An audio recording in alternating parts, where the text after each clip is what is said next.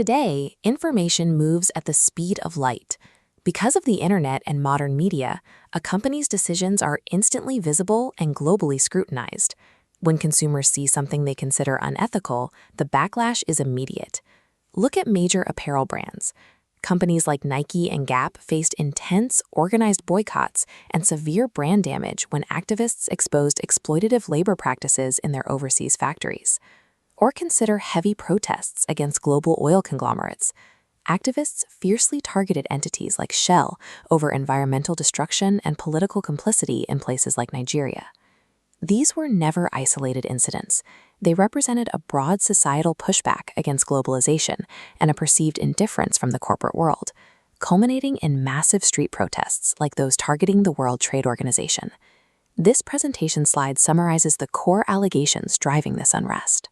Society claimed that businesses inherently lacked a concept of ethical behavior, were completely indifferent to the problems of minorities, and cared nothing about the deteriorating social order. The mounting costs of these boycotts and the looming threat of government intervention created a new strategic reality.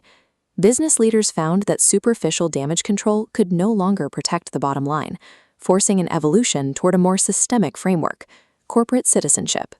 When people hear the phrase corporate citizenship, they usually think of what researchers call the narrow view. As this slide defines it, the narrow view is essentially corporate community relations. It focuses on the intentional functions through which a business interacts with local nonprofit organizations and citizen groups.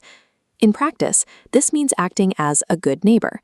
You sponsor the local Little League team, or you write a check to build a new community park. The problem is, a local park donation cannot offset the ethical failure of utilizing exploitative labor thousands of miles away in a global supply chain. Driven by intense consumer expectations and evolving political laws, modern global enterprises are now required to move beyond localized charity and embrace a truly systemic responsibility. This requires an evolution to the broad view. Here, the company stops acting like a visiting donor and starts acting like an actual resident of society. Look at this textbook definition. The broad view demands that a company's actions become a reflection of shared moral and ethical principles, completely integrating the business into the communities where they work.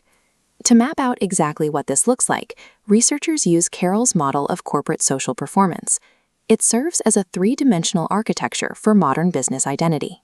On the vertical axis, we see baseline social responsibilities. A company must be economically profitable, obey the law, behave ethically, and act philanthropically. The horizontal axis measures their philosophy of responsiveness, whether they react defensively or proactively solve issues.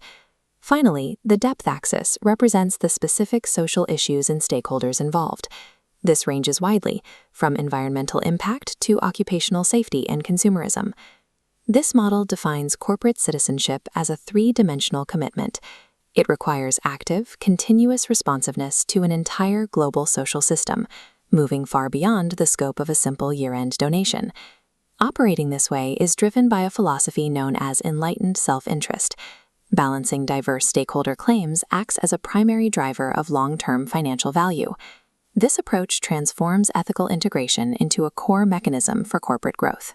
This chart highlights the internal motivators pushing companies in this direction.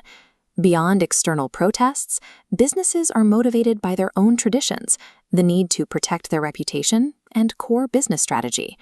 Embracing this broad identity yields tangible returns. It creates cost savings through energy efficiency, drives product innovation, and crucially, it allows companies to recruit and retain a loyal, highly motivated workforce.